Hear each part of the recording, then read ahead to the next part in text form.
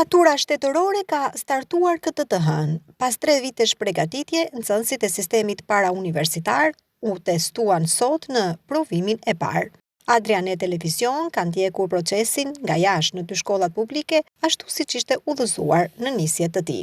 Rreth 25.000 maturantë shqiptar ju nënshtruan në 6 qershor provimit të parë të maturës shtetërore. Provimi ka nisur në orën 10 dhe ka zgjatur 2 orë e 30 minuta. Rreth 145 qendra provimi ishin në gatishmërinë të gjithë vendin, ku në çdo qendër administrohej nga një përgjegjës administrimi dhe nga administrator të caktuar për çdo mjedis ku zhvillohej provimi. Gjithashtu ishin të angazhuar më shumë se 640 mësues, të cilët do të nisin punën më pas për të korrigjuar testet.